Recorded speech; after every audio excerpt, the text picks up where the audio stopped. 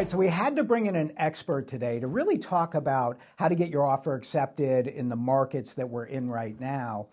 And I couldn't think of anyone better than you, Nancy Chu. Welcome to the show. Thank you. Thanks for having me. A pleasure having you. Now, to put it into perspective, Nancy's sold over 1,200 houses on the buy side end of the deal. So that means that you've represented 1,200 different buyers in accomplishing their goal of home ownership. So kind of getting everything going, Nancy. So what does someone need to do to try to give them a higher probability of them having their offer accepted? Okay, so you can take this question from a perspective of an actual consumer or the perspective of the agent. So I'm kind of going to make a differentiation here. Sure. I was going to say that the biggest challenge you've got is trying to work everybody away from what the media is telling them. Because everything that I'm seeing on the media is like, house prices are plummeting. Rates are off the charts, prices, no all one's this, buying. yeah. I'm going to tell you right now, we just literally this morning did an exercise where we pulled just a random swath of houses from Somerset all the way to Essex. And we were just like, let's just see how many houses that are selling, that have sold in the last year, have sold in multiples.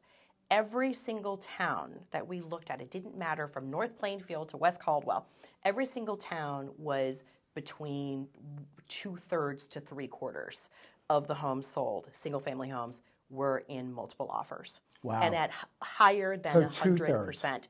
Yeah, so in other words, the sale to list price ratio was over 100. But that's a great point that you bring up, because if you're out there and you're looking for a home and you want to put an offer, and you have to expect 2/3 of the time, the offer or the sales price of that property is probably going to go over. The truth is you're going to know, because the moment you walk into that open house and you see 20 other, people there hungrily, rolling their fingers around and going, you're going to know that it's going to, my experience has been in a market like this, if I get 100 people through a property, 25 of them to possibly 30 of them are going to offer. Wow. There's a 25-30% offer rate right now, because if the house is any good, don't forget, we're down like 40 to 50% in inventory. Sure. Okay, when I started this business, I would look at a town and be like, oh, good, 79 houses. That same town I go look at now, there's 25 properties for sale right now. We were talking before the show, it looks like houses that are going to be sold this year could be 4 million.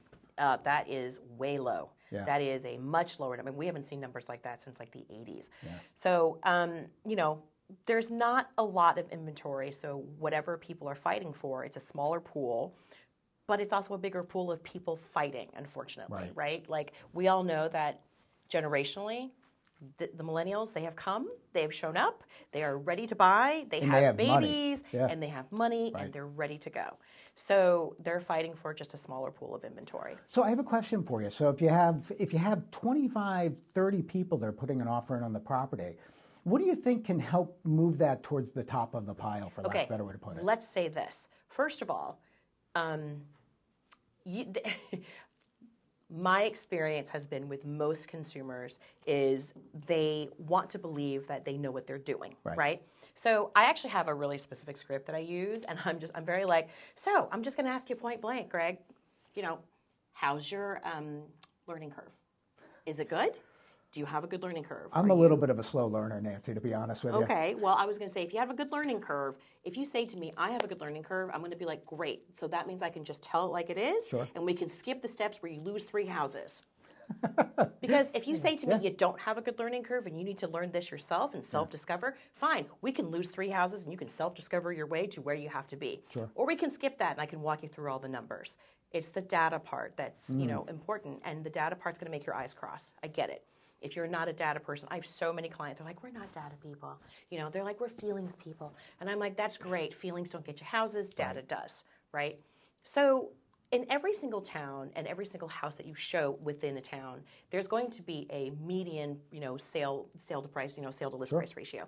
And if I can pick any town and say, let's pretend I say West Caldwell just because it was there and I was looking at it this morning, they have a, 109% median, for in terms of median for stuff that goes over and ask. Now, to put that into perspective for everyone, average. if you're not sure. Not median, average. It's the average, okay. 109% average for everything that goes over ask. And to put that into perspective, that means if your house is theoretically listed for $100,000, it sells for $109,000. Right. Okay. But and to be prepared for that in that particular area. Yeah, but just so you know, what you also see at the same time is what are the outliers, right? So in that town, for instance, the truth is the highest sale to list price ratio we've seen is 133%. Wow. So you might have an average, right? An average of 109, but houses have gone to 33% over there. And so the question really becomes, how desirable is this one particular house? Will it perform like those? And it's really getting the buyer to understand that the asking price is not really meaningful. Look, I'll be the first to tell you that, they just sold a house in Michigan. I don't know if you saw, but there was a guy, I think he was a listing agent out in Detroit, and he was like, I'm listing this house for $1. It was a boarded up house that had been vacant for 10 years. Right. And he was like, I already know I'm going to sell this for, 50,000% over ask. Right. Because it was on for $1, and he knew it was going to sell for between $44,000 $45,000. Sorry, $55,000, right? And instead of saying, well, this is the number one, he basically said, I'm opening it up to the floor. Here you go.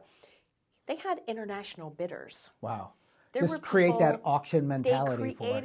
They created look, they created a real movement around it. And like I said, it exposed the property to people that investors that would have never seen it before, and opened up, markets to people. So I think. How do you feel about that? I kind of like it. Well, I'm going to be honest with you. Yeah. A lot of the pricing that you see now, it might not be $1, but if a house is listed for $379 in Hillsborough, and it's a ranch, and it's, was probably renovated. Let's pretend it's a 1,700 square foot ranch in Hillsborough, decent piece of land, not in a flood zone, nice flat yard, adorable, well-maintained, but, wasn't updated since, maybe the last update was maybe 1997 or something like that, right? But very well-maintained. And that house is listed for $379. That's not a $379 house. Right. And you walk in, and it's so funny, I'll walk into a house like that and just be like, what is this listing agent thinking? $379 is a joke. Right. And the client's going, what do you mean? And I'm like, and I can just easily point to the 3 houses. This is when you got to know your market. I can point to the 3 houses and say, do you see how these 3 houses, you see where their list price was and where their sale price is? All the houses of this ilk sell for between $5 and $550. I said, what difference does it make if it was listed for $449 or listed for $379? Right. Is it still selling for between $5 and $550? Yeah. Just because that is the avatar for this price. Yeah. This house is the avatar for this price point in this town. And then if they can if the client can understand that, and they stop thinking about, I'm paying over list. I'm like, what is list?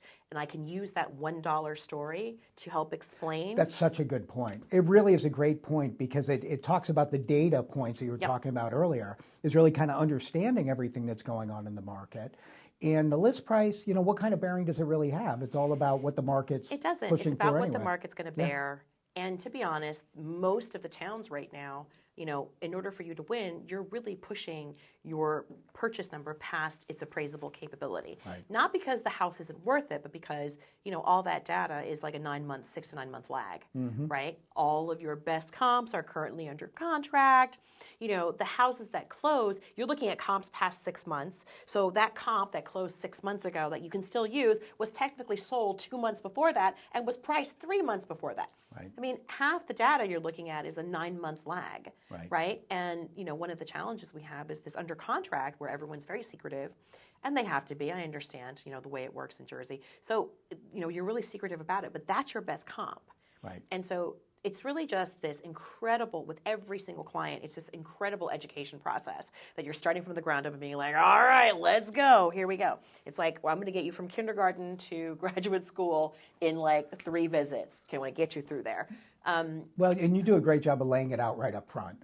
Right up front, here's the process, here's what we have to understand. I have to now. And I would tell you that some of the clients, look, not everybody responds to me going, look, what's your learning curve? Talk to me about this.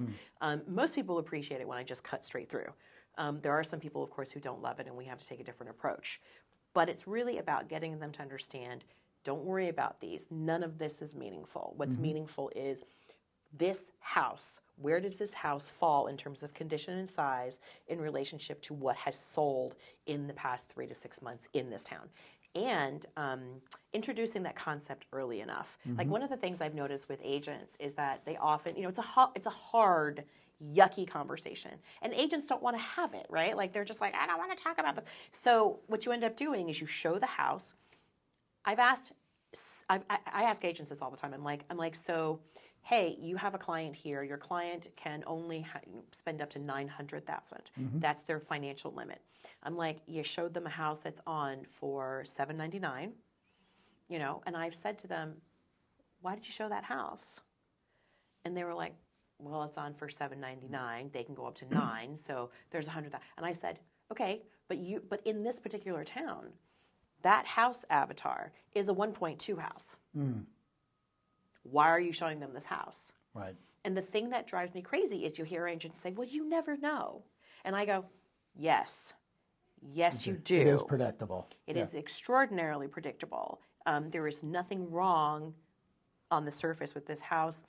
Well maintained, renovation is okay. There's lots of different things that will tell you. Stop having, because what you're essentially doing is you're giving this client this false hope that this house is within their reach. Right. So you do that enough times, the client's going to stop trusting you and eventually walk away from you because they're going to say, you clearly aren't leading me properly. Yeah. You're letting me see things. So what you think is a kindness is actually not a good thing for the client.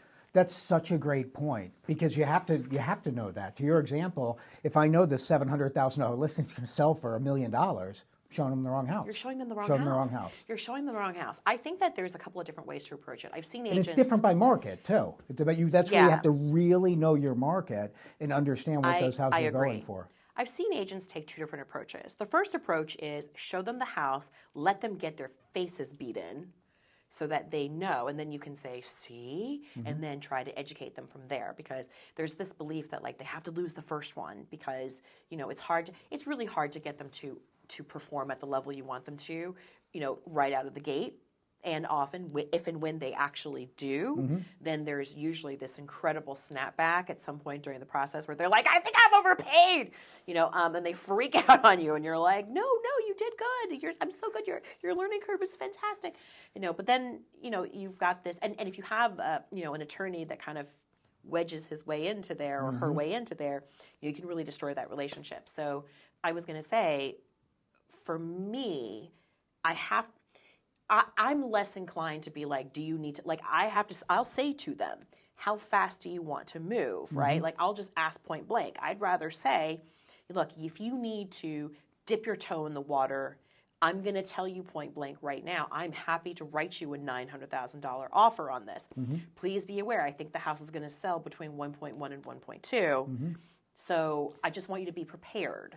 How many times do you think it takes from a consumer standpoint, Nancy, for them to get that? No, it depends. It depends. Again, going back to your learning curve. It depends on the client. Yeah. It depends on the client's learning curve. Right. And sometimes you have clients who are just like, I'm simply not going to do it. Right. They have a mentality or a mindset that will prevent them from, participating in this market, which means they either have to leave this market and do something else, or they have to wait for seasonality to kick in. Sure. So I've got clients now who are going to buy between November, December, January because they feel like they don't have any competitive capability in any other market. So we've got clients who are like, winter's here.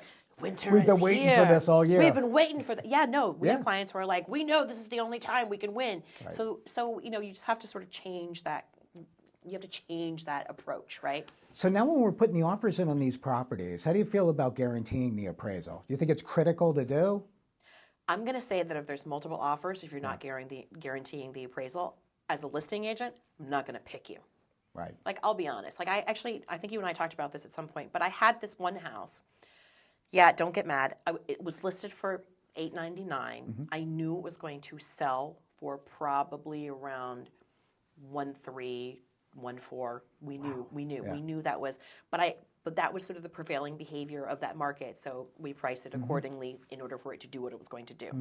Whether you can be angry about that, clients can be angry about that, but it's simply the behavior pattern of that market. And it was really interesting because when I ran the comps, I didn't have square footage. I had a square footage challenge there. But there were so many other advantages to the property that I knew it was going to sell past its appraisable capability. And I remember I told everybody who said they were going to offer, I was like, listen, you want to offer more than 1.3? I'm okay with that. guarantee me an appraisal floor to 1.3. You have to guarantee me an appraisal floor to 1.3. I knew I was safe to 1.3, anything past that. So the offer we ended up taking was 145 on that particular property. And they actually guaranteed me more than 1.3. But 4 of the offers that came in were above 1.3. And I'll be damned if not every single one of them came in with proper appraisal gap coverage. Right. For sure. And I love the way that you lay that out with appraisal gap coverage. Where it's not, you're not waiving the appraisal. No, there's appraisal gap coverage in there. No, you have to do the appraisal. Yeah. You're just saying that you guarantee the difference if the house. So sells for 1.45, down to 1.3. I'm still buying it. Exactly. If it appraises for 1.3, you're still paying 1.45. Of course, you also know that if it appraises for below 1.3, then all you have is the gap coverage difference. So you're definitely not getting 1.5, 45 anymore. But I think that that's a really fair way, because historically, I would tell you, we've had some behavior patterns where people would make these really high offers, and then you would hear attorneys say things like, well, we'll just let that appraisal bring it down. Well, sellers caught on to that, and they're like, no, we want the best person for the house, not someone who's trying to manipulate us.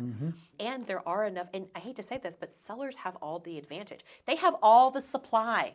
Yeah, that's true. They have all the supply, and buyers have all the demand, and there's literally nothing you can do about it. They have a massive, this is their game right now, unfortunately. Yeah, it's their market. It's their market for sure.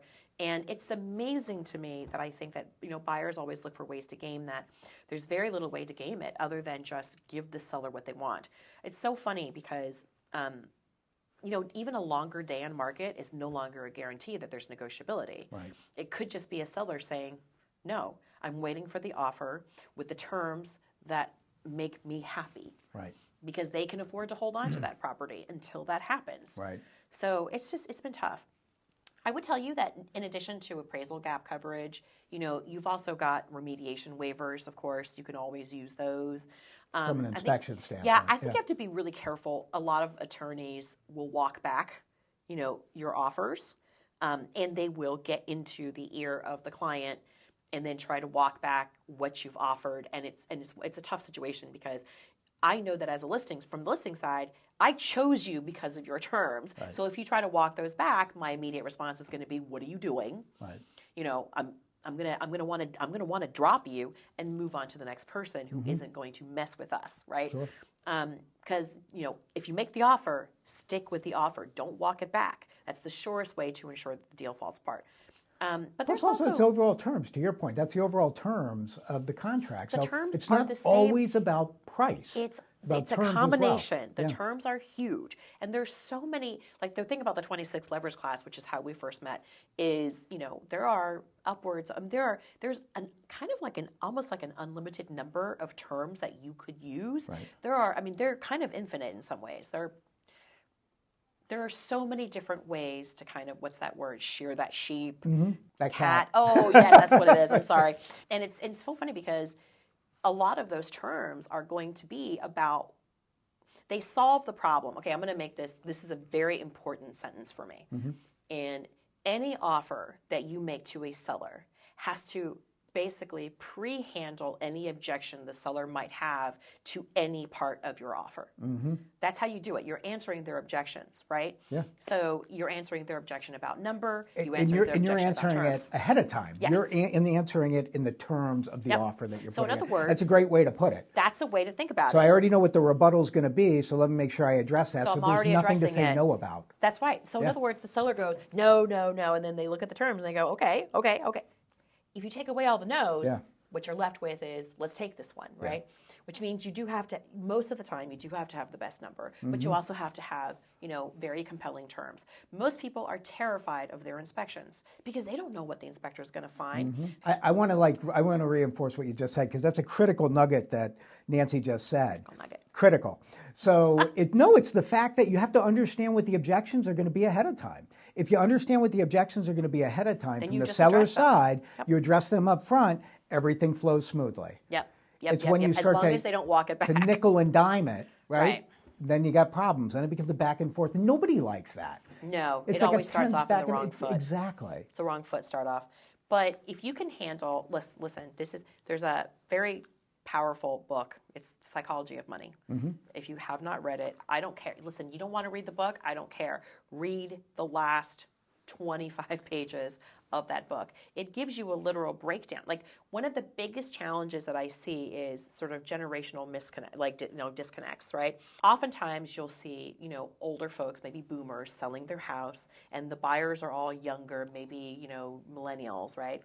And it's so interesting because for a lot of millennials, they're like, well, I want to put 10% down, and I'm going to do the rest in mortgage. And then you'll present that offer to the seller, and the seller will say, I'm 10% down. They can't afford this. And I go, actually, they can. That's the whole point. They want to hold on to their cash because perhaps they would like to furnish the house, or maybe they need a second car. They want to, and it's maybe they want to leverage the tax deduction. You never know what reason it is. You never know what it Absolutely. is. But it's very interesting because you'll have a seller who then behaves a certain way because their expectation, or say, in terms of the way that their relationship to money could be that borrowing is considered a negative. Right. That if you're borrowing because you don't haven't have it. saved enough, you haven't. In the meantime, a millennial is thinking, most of my money is sitting someplace making more than the interest rate. Yep. So the less I put, the fact that I don't want to take something out of something high performing to put over here for an 8% rate. Does that make sense? Like, it makes sense for both. But the problem is left to their own devices, they sort of talk through each other. But that brings up a good point. So how do you communicate that in writing? So we're putting the offer in there. And you make such a great point about the generational disconnect with money. So how do we make sure that the seller, who's a boomer, is clear as to what the buyer's intentions are? In our example, as a millennial. I'm going to be honest with you. I've done this before, where if the purchaser actually has 20% down, right? There's nothing stopping me from writing a 20% down mortgage and then letting the seller know that if we decide to do 10%, we can.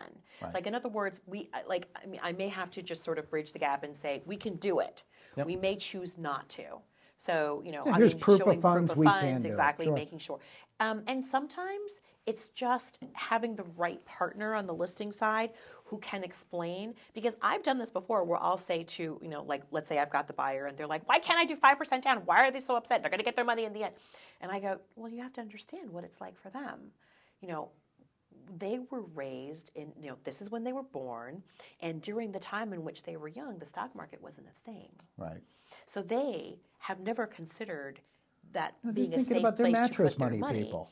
It's a whole different animal. Exactly. So I'm like, that's a very conservative, different mindset. Yeah. So everything that they bought, probably early on, they probably bought their houses mostly in cash when they first bought them for $50,000 because it was GI tract housing. I'm like, you have to understand that that's the mentality. So they don't understand what you're doing. And you're saying that I've got stuff that's paying at 18%. I'm not taking my money out. I'm like, it's a different... No, it's so true. But you have to bridge that gap for them so that they understand. And even when you look at the way money works from a mortgage standpoint, if you go back 40 years ago, the way the mortgage market works today, that's not how it worked back then. So you couldn't put down 5%. I mean, FHA has been in place for a long period of time where you put down 3.5%. But money wasn't as accessible in the mortgage space 40 years ago as it is today. No, I was going to say there has been a surprising, it's not meant to sound pejorative, like loosening of standards.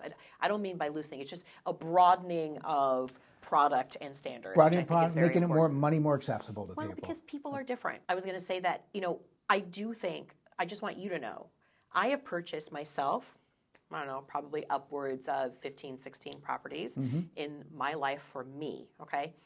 In all of that, I have a house problem. It's almost like shoes. Americans are like, I love shoes and purses, and I'm like, I love houses. But I have only ever used a 30-year fixed mortgage 3 times. There's so much loan product out there So that's true. better There's used. 7-year Depending, adjustables, interest-only oh my loans. gosh, There's so many I have different to tell things that you, you I can have do. always used adjustables Yeah. to give me sort of the maximum. It's the maximum benefit of the rate versus the time of ownership in which I will choose to own this house. Sure. So it's all very planned out for me. I don't buy a house and go, how long am I going to own this? I often, will buy a house and be like, I think I'm going to own this for about 5 years. This is what I'm going to do with it. This is the renovation I want to do. Maybe I could pull money out. Maybe I can HELOC the money to roll into the next house. So I have very specific intentionality behind how I'm going to handle the houses. But it's not a long-term investment for you. But I know for necessarily. me, it's not a long-term. Yeah, my coach is going to yell at me. She's going to be like, you need to own the asset. Stop selling them. But the truth is, for me, You're a serial home buyer. I am a serial home buyer. Totally. Guilty as charged. I know. And I often vine swing from house to house, all those things that makes you people happy, don't like. Nancy. It's got me to where I want to be, right? In terms of, I started off with $30,000 that I inherited when my grandfather died, and it was a question of, what are you going to do with that $30,000, Nancy? And I bought a piece of land in Knoxville, Tennessee. It was a piece of lakefront property. Right.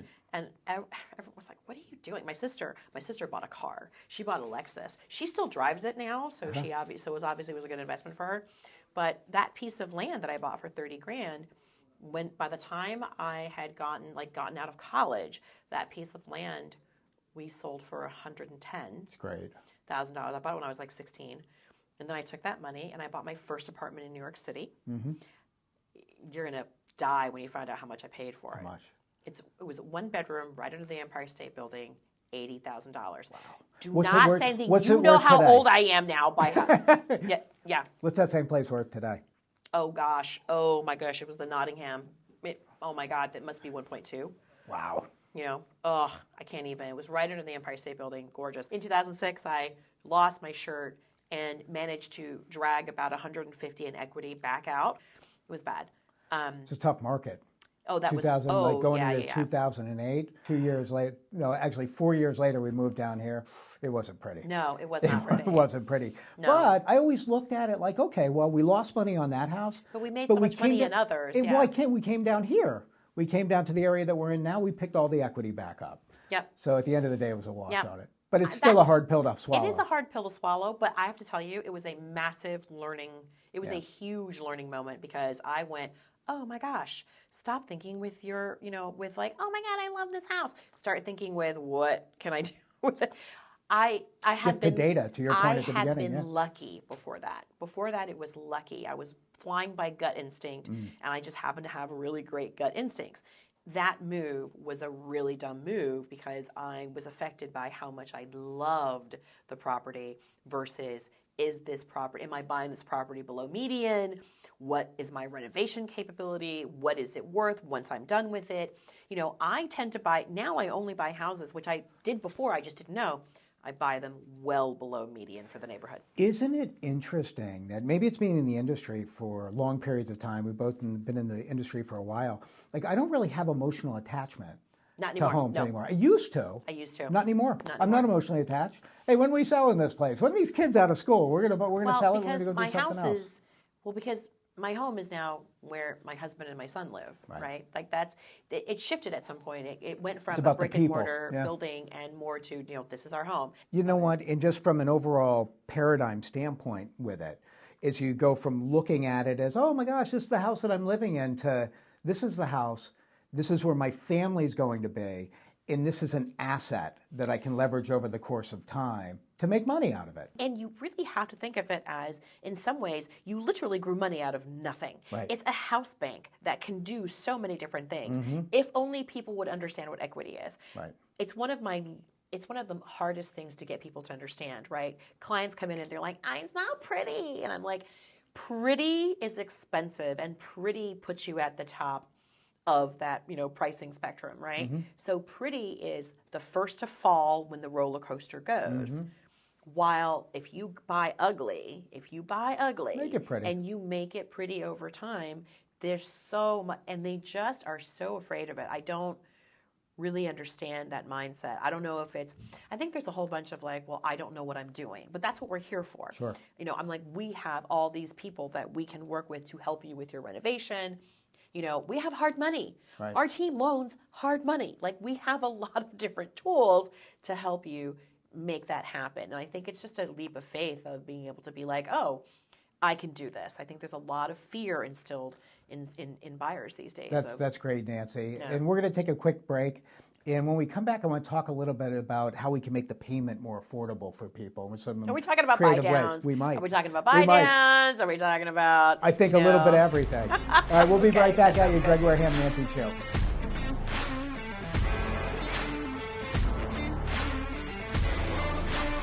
Thank you for tuning in to this week's edition of Your Mortgage Process, hosted by Greg Wareham, produced by Greg Wareham and Nick Pavis at The Social Rift, and executively produced by The Social Rift.